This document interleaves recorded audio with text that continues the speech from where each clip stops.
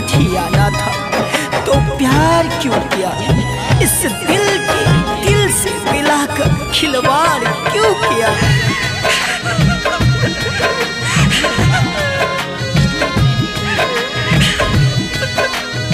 Ambe recording studio Delhi.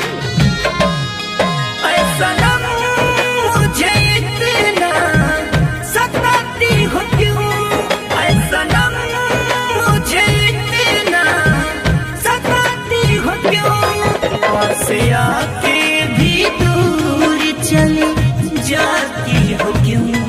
पास आके भी दूर चली जाती हो क्यों?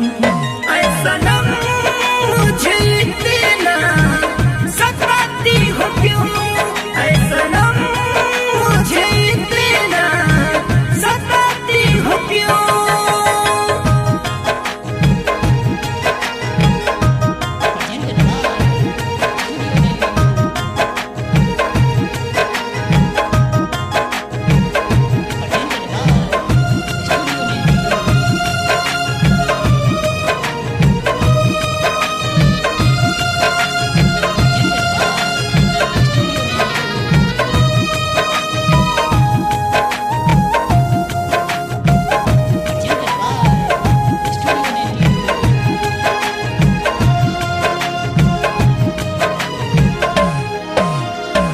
तेरे बिना अब तो जीना बेकार है, तेरे बिना वो कौन मेरा यार है?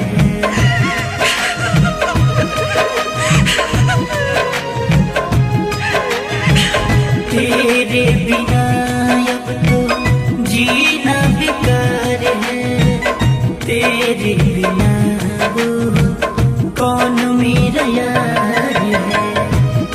भोली सूरत पे सबको लुभाती हो क्यों?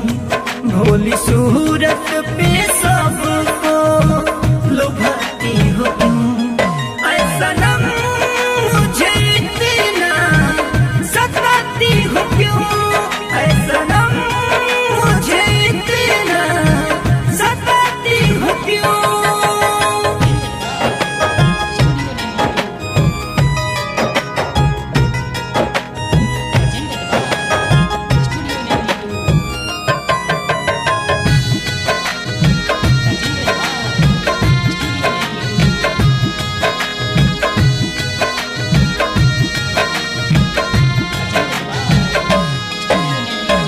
प्रेम सम्राट हुए प्रेम के दीवाने, बेकी विशाल हुए जग से बेगाने।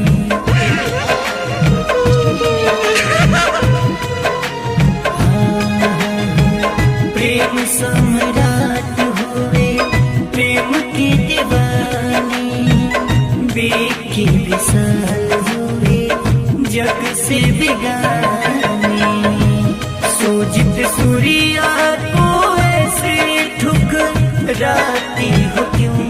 सूजित सूर्या को ऐसे ठुकराती हो क्यों? ऐसा नम मुझे इतना सताती हो क्यों? ऐसा नम मुझे इतना सताती हो क्यों? Ambe recording studio Delhi.